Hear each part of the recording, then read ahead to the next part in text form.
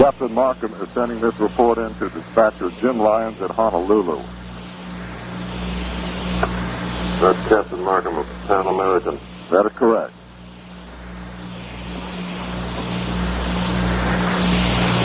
Would you ask the captain whether the passengers are up and watching?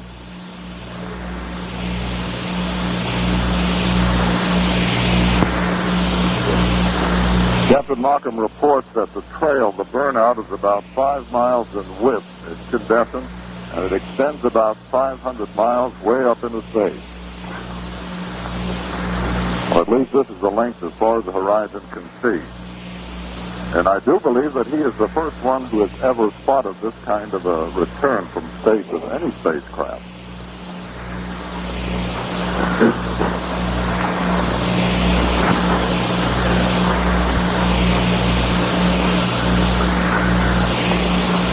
NBC News correspondent Ron Nesson is on board the carrier.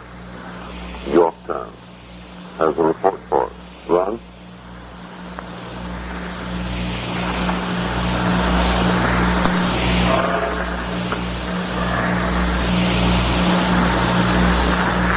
One of the aircraft carriers from the Yorktown with the code name Recovery 1, that's the helicopter whose position was 45 miles ahead of the ship, does have a visual sighting of the spacecraft. The spacecraft is coming back through the air now, and one of the helicopters has spotted it.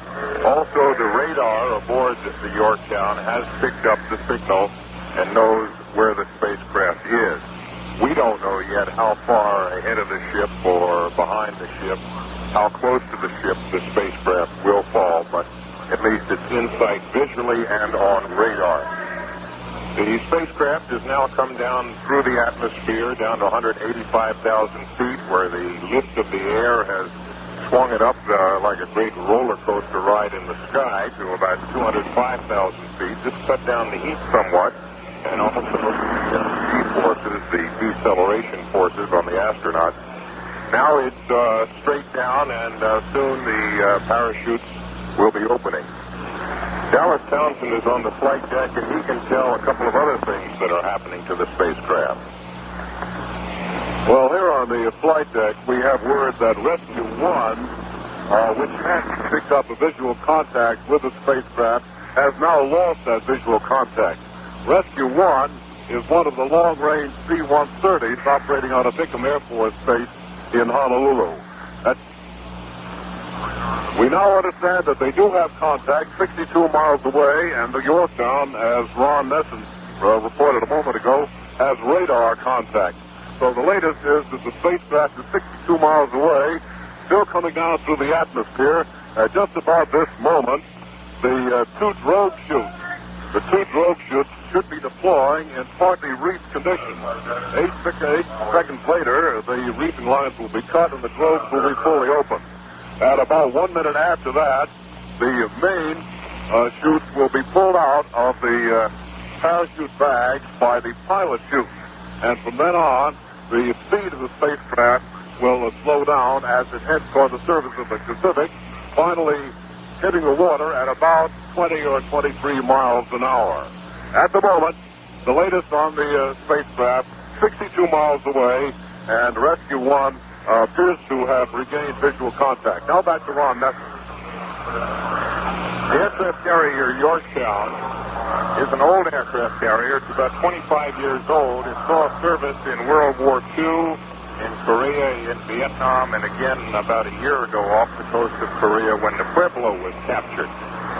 However, the aircraft carrier does have the ability to go 30 knots, a pretty good clip, and that is when all of its 8 boilers are going. The Space Center in Houston now reports that it has talked to the astronauts in their capsule. So apparently they've come through the re-entry so far safely. The aircraft carrier Yorktown does have 8 boilers, and when they're all fired up, it can go 30 knots. And just before re-entry, all 8 boilers were fired up, so in case the spacecraft didn't land too close to the ship could get to it in a hurry. Well, if the 62-mile range is accurate, it may be moving very shortly in a hurry. Dallas Townsend? Well, the latest down here on the flight deck is that the flight director does have voice contact with the spacecraft, and everything appears to be going exceedingly well, almost exactly according to plan. I think another note just being handed to me, the sonic boom has been heard from Apollo 8.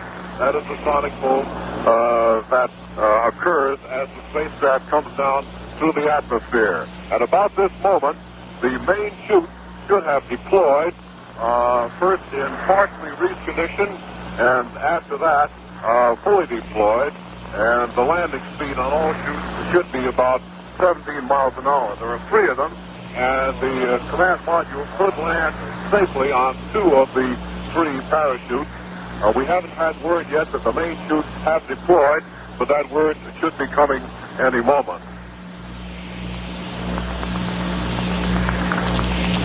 It's about 3 minutes and 45 seconds to schedule splashdown, and the main chute should be coming out now and slows the speed of the spacecraft down considerably, down to about 23 miles an hour as it floats on down to the surface of the Pacific, which at this hour is in darkness. But contact, both voice and electronic, has been established with the Apollo 8.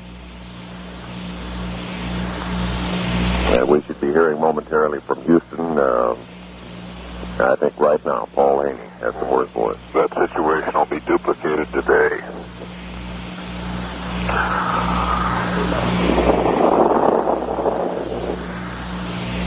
146 hours, 57 minutes.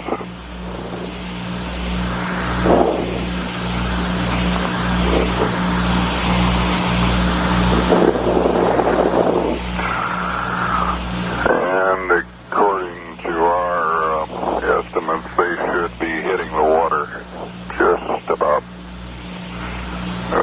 147 hours even.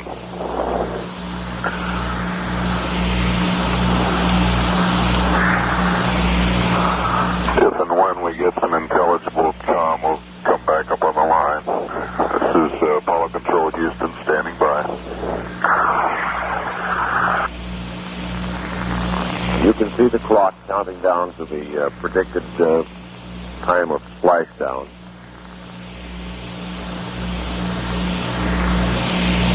All the parachutes should be out and open. And you'll remember the last time we did this that the spacecraft hit the water at such an angle that it turned over and a small portion of the cone went beneath the surface of the water so that the antennas were not exposed and we couldn't hear from them. Here again is Houston, 146 hours, 58 minutes. Recovery 2 within the last minute. As reported, they have a flashing light in sight, and they followed that with, we have voice contact with the crew. I repeat, they said we have voice contact with the crew at 146 hours, 58 minutes.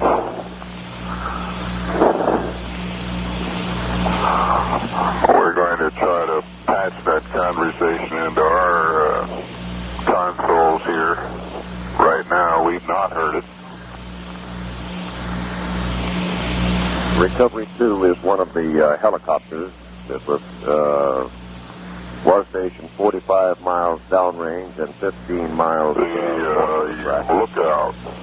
lookout on the Yorktown now reports a visual sighting. They must be close at hand. The helicopter nearest them is piloted by Lieutenant Kenneth Owen of Pensacola, Florida. There are 3 swimmers in that helicopter. It must be closer to 60 miles. That I think is the flight director has advised us to bring up a special circuit, which we hope will bring us the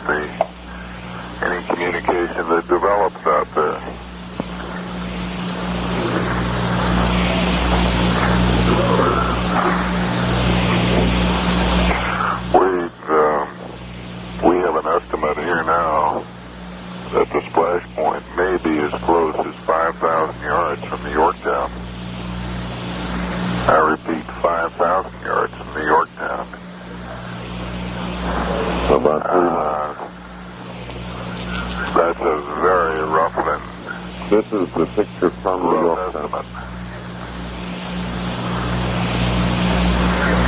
Now we've gotten a second estimate of 5,000 yards from the Yorktown.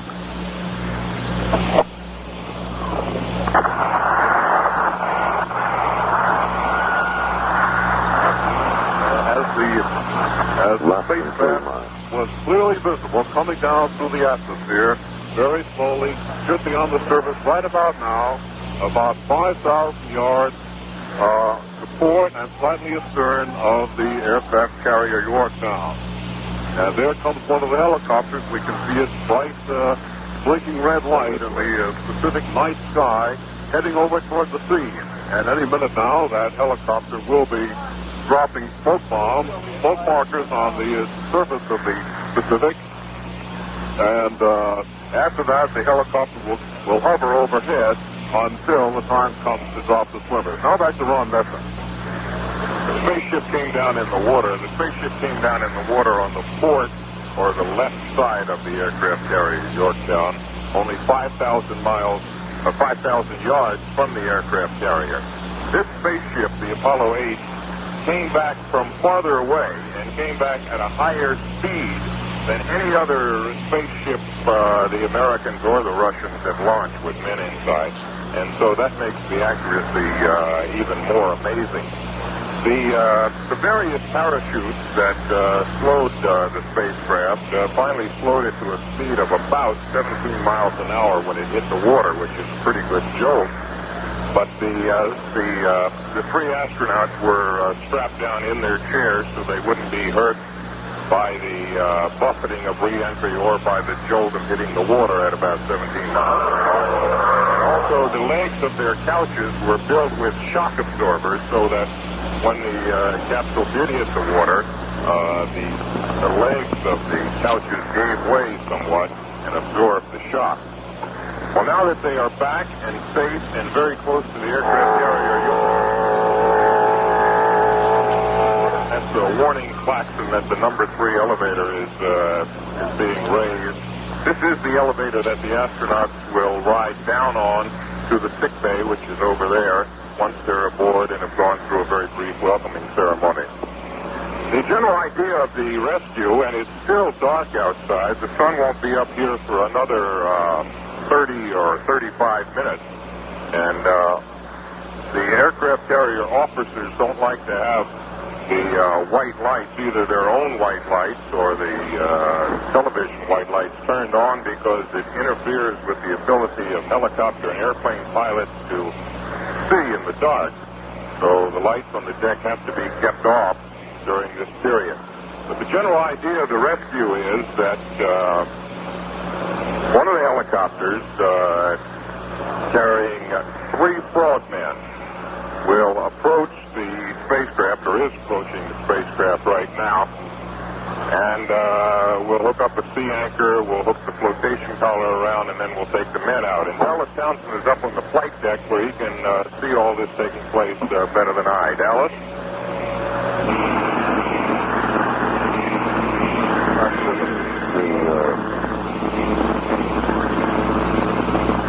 Television picture from the Yorktown is sent, as Ricky said earlier, sent to a satellite over the Pacific. Then into, where is it? In the U.S.? In Washington? State of Washington. Then into the network. 6,000 yards. 6,000 yards from the aircraft carrier Yorktown, and within half an hour, the astronauts should be emerging from the spacecraft. We have no word yet, as far as I know, on the condition of the astronauts, but there is nothing to suggest that they are in anything but the very best condition after their 6-day flight, which included 10 orbits of the moon. Still later, from a friend of mine in the Navy who's providing us with the very latest information from the bridge, the latest AOK from the spacecraft.